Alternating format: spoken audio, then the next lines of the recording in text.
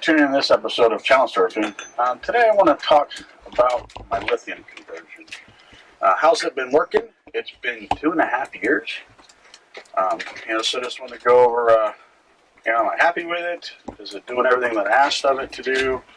Am I getting the return for all the amount of effort that I put into it?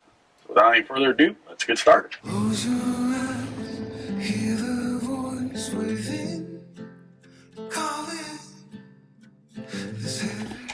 So, if any of you guys have watched a lot of our videos, you'll notice that especially the first year and a half that I had the boat, nothing but battery problems. So the boat came with 210 amp hour AGM batteries. That gives me about 99 usable amp hours for the boat. And it took me 90 days to fully sulfate those batteries and destroy them. Without a battery monitor in the boat, I had no idea what I was using or how much or what the state of the batteries were. Everything was really just more of a guess. Right? So I spent a lot of money replacing batteries. So I did, the factory batteries lasted me, like I said, 90 days. Then I went and put in some Firefly batteries. They lasted me a little over a year. And they did actually pretty good, but they also ended up failing.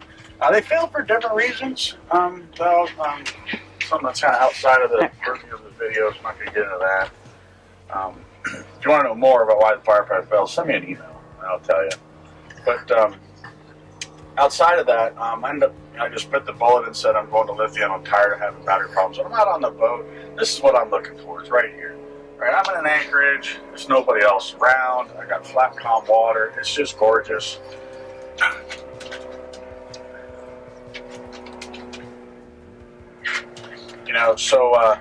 But power is at a premium, and I don't want to go without, right? I got my laptops, my phones to charge. We like watching, YouTube on our Roku, on our TV. I got Starlink, which, is kind of a power hog.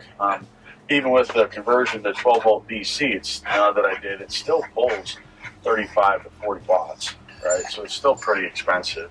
I've got 2 refrigerators on board. I like coffee in the morning. LaZina's got a really cool espresso machine. In addition, LaZina's also got a electric coffee pot for a pour over that she uses. So we run the inverter daily. We don't run it 24 hours a day on our boat, but it's used daily, several times a day. She runs the microwave, and we can't run more than one high load appliance at once. So if the microwave's running, I can't run the hot water heater.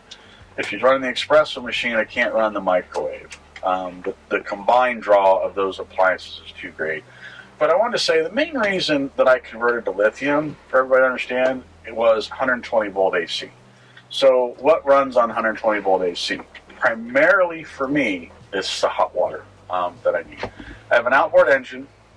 Outboard engines are raw water cooled, so there's no engine heat to run through the hot water heater. So, and you guys are watching this and you have a diesel inboard, you get hot water for free just by turning on the engine. I don't get hot water at all unless I have 120 volt AC power. So I either need to be on shore power or I have to run the inverter off the house bank. So to do some quick math for you, I've already calculated all this. To heat 6.5 gallons of water from, call it 45 degrees, which is by tap water, to 167 degrees, which is what the fixed thermostat on the hot water tank is, takes about 135 amp hours. And you're just not going to do that off of AGM batteries. You just can't. And even on lithium, so lithium has one huge advantage over AGM, in that you can pull a lot of current off of it and has very low voltage drop when you do that. AGM will give you high voltage drop. What voltage drop I mean is you're sitting at 12.8, 12.7 volts, you turn on the inverter and pull 100 amps off your house bank, you're going to see that voltage drop to 11.8, 11.5. If the batteries are weak, it's going to go even lower, right? And then the inverter is going to beep at you, which is basically saying low voltage, and then eventually, if it falls below 11.5 volts, it's going to turn off. Lithium actually is always above 12 volts. If lithium gets below 12 volts, it's a dead battery, right? Meaning there's no more charge left in it. So I'll never hear my inverter beep. Should never hear beep, I should say. So the hot water heater, even with the setup that I have, Come here. I don't run the hot water heater to 100%. Right? What I figured out is I don't need to. I actually put a temperature probe on the outside of the hot water heater so I could measure it, see what the temperature is. What I figured out is I only need to run the hot water heater 750 watts for 45 minutes. And that will give me enough hot water that 3 adults can take a shower, and we have enough hot water left over for dishes. So that's usually the formula that I use. When I turn the inverter on, I'll turn on the hot water heater. I'll set a countdown timer on my phone for 45 minutes. When the timer goes off, I turn the hot water heater off, and we'll have hot water that'll last us, 8, 10, 12 hours after that. I don't keep the hot water tank fully hot all the time because it evaporates. I mean, it cools down within 18 hours a day at the most. So I only run the hot water heater when I need it. But it's an electrical load, 120 volt AC, 750 watts for 45 minutes straight. So while I'm doing that, I can't run the microwave express or anything. But I can tell you is after 2.5 years with lithium on the boat, I've not had a single electrical issue at all. Knock on wood, it's been rock solid. And remember when I said the boat comes with 2 110 amp hour batteries, AGM. That's 99 usable amp hours. I upgraded to a 320 amp hour lithium battery, and I can use 90% of that battery. So that gives me about a little over 280 usable amp hours. And on average, for the 2.5 years, we generally use about 154 amp hours a day. The high score is I've pulled 253, 254 amp hours out of it. So I've been down into the mid 20 or 25, 26, 23% state of charge. I've had it that low. And the really cool thing with lithium is you wake up in the morning, it's like your second, third, fourth night at anchor. You're back, you've had some cloudy, overcast days, so solar isn't performing as well. The battery's down to say 25% state of charge. And then I'll tell LaZina, let's go make some coffee. So she'll bring out the coffee maker, turn on the inverter, and she'll make coffee. And the inverter won't beep, and it'll all just work. And then I'll go pull anchor, and then we'll motor away, and then between engine charging and solar, the battery will charge up throughout the day. So there's on the electrical design that I put together, you can find everything I did on lithium on the battery on our website, letsgochannelsurfing.com.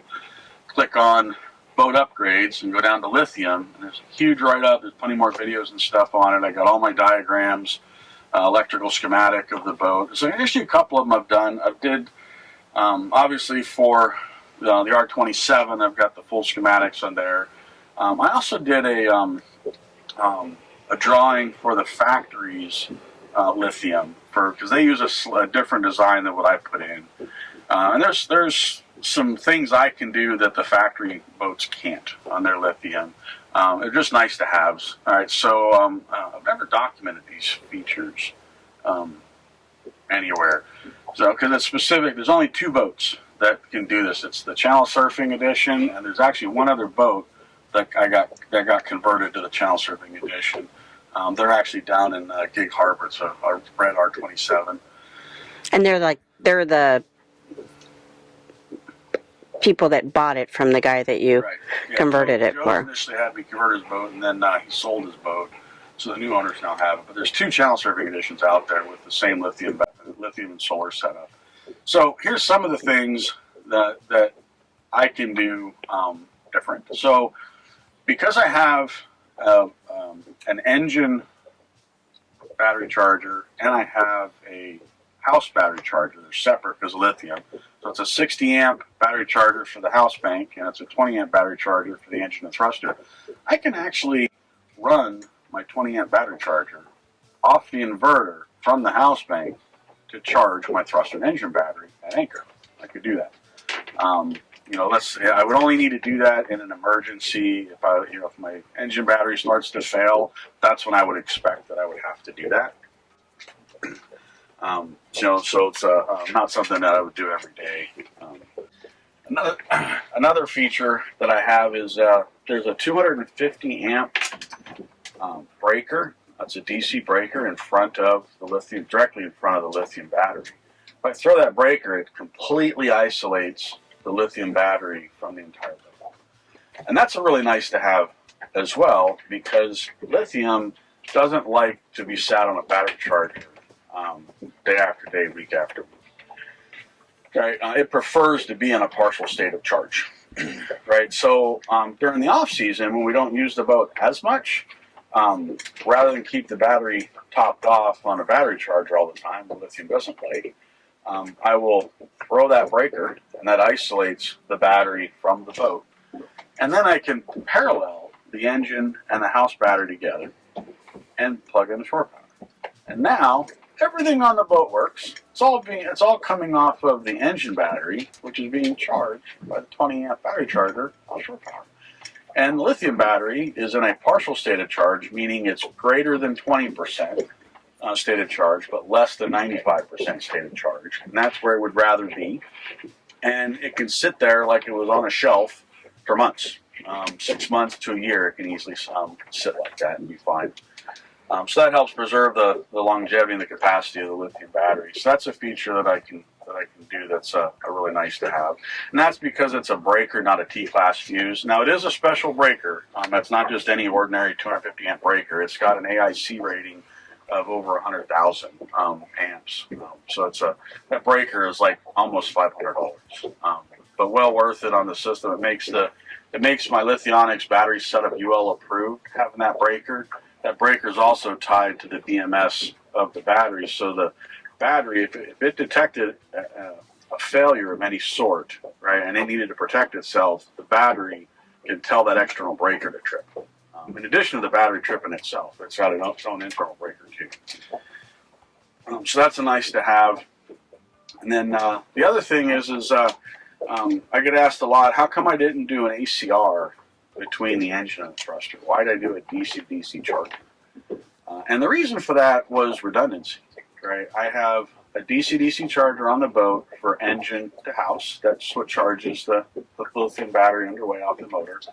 If it failed, I have a second DC-DC charger on the boat. It's the one for the thruster. Didn't need to do it, but I thought of putting one in, why not have two? With a flathead screwdriver, I could move one cable. It's a 6-gauge cable from the thruster, actually from the house over to the thruster DC-DC charger, and I can convert basically, or say repurpose my engine or my thruster DC-DC charger and use it as the house. So it gives me a built-in spare on board. And another key feature that I have is my solar and my engine charging are independent of each other. The factory setup, it uses it's a Kaisi DMT 1250. It's a dual-purpose DC-DC charger and solar charger all on one. Really sweet unit. It's nice, small, and compact. It's 50 amps, which is great. But if the engine's running, solar's not charging. If solar's charging and the engine's turned off, then you just get solar. It's one or the other. It's not going to take from both. I have an independent solar charger, and I have independent engine charging. Key point to note on this, though, on engine charging, I only really get about 15 amps of engine charging. So the alternator is 70 amps. So for lithium with the DC-DC chargers, you size that charger to be half the size of your alternator. So 70 amp alternator means it'll be a 30, 35 amp DC-DC charger. Let's say 30. So out of 30 amps, the boat's going to use 15 by itself between the two refrigerators, the chart plotter, radar, everything else I got running when I'm underway. So the leftover is about 15 amps of engine charging. That's all I really see. So over 80% of all the power we use on the boat actually comes from the 400 watts of solar that we have. But overall, I've been really happy with the system. What I advise everybody, who's thinking about the conversion to lithium, if you haven't upgraded solar first, don't even look at lithium. Get 300 to 400 watts. If you're in the Florida market, go 500 watts. Something big. It's during the summertime, boating season from like June through September, I try not to plug in the shore power at all, period. I mean, I'll be over at Dagmar's and I'll go weeks weeks, months between plugging in the shore power. I just let solar, charge the battery during the day, and I let the battery take care of stuff during the night. And I can go 3, 4, 5 days in the rain and still have enough juice. So it keeps that lithium battery in a partial state of charge most of the time, which is where it wants to be. Lithium and AGM and lead acid, they're opposites of each other. Lithium batteries like to be in a partial state of charge. AGM and flooded lead acid like to be on a charger topped off in the float phase most of the time. All right, they actually don't like to be in a partial state of charge. They're opposites of each other. So by partial state of charge, I mean the battery's not 100%, it's not zero. It's somewhere in the middle is where it needs to be. AGM batteries don't like that. That kills their capacity and stuff over time. Lithium, if you leave them at 100%, they will degrade in capacity over time. Right, so keeping it somewhere in the middle is the sweet spot for it. But really happy with the system. It's worked really good. I'd say of all the upgrades I've done to channel surfing, if I had to say top 3, top 4, solar, lithium conversion, auto glide, the trim tabs was good. Internet for the boat was a really good one too, with Starlink and cellular. But lithium is definitely in the top 3. I would caveat that and tell folks, don't jump right into lithium if you buy a new boat. Most people, I talk to don't use their inverter all that much. If you're not using your inverter a lot, then I'm not really sure why you would put the effort into converting over to lithium. Just my opinion. Because it's that voltage drop for the large loads. So that's the big advantage. The electric grill, I'll talk about that real quick. So I have ran the electric grill off my inverter. It works. I just don't see the value in it. I've got propane on the boat with a 2-burner stove and an oven. That's way more efficient for cooking. I cooked a couple of hamburgers and a few hot dogs on the grill off the batteries. It pulled 133 amps off the house bank doing that, and cost me it was 50, 60 amp hours in about 15, 20 minutes, something like that, to cook a couple of hamburgers. It just didn't make sense for that capacity. So get yourself a grill plate and put it on your stove. Right. Yeah. So cook on the stove. I don't recommend using an electric grill on the batteries, even if you can with lithium. Now the factory has 600 amp hours. I mean, there's a lot more room to go there, but they also have an air conditioner. So if you're on that air conditioner, that's going to take it. And I'll talk briefly about the air conditioning actually with the luxury edition. So running the air conditioner is pretty much the same thing as like running my hot water heater on my boat. I have a Northwest edition, but the difference being is a hot water heater, I'm going to run for 45 minutes and turn off, and I don't need to run anymore for the day. Air conditioning, you're going to want to run that thing nonstop, right? Depending on the area of the country that you're in. So if you want additional information on how I converted to lithium, if you want to look at all the drawing stuff I have, again, go to our website, letsgochannelsurfing.com, click on boat upgrades, and you'll go down to lithium, and I've got everything documented all right there. And there's also links to the videos and stuff too, and some screenshots. So with that, if you have any questions, leave them in the comment section below. If you enjoyed watching this video, click the screen to watch another.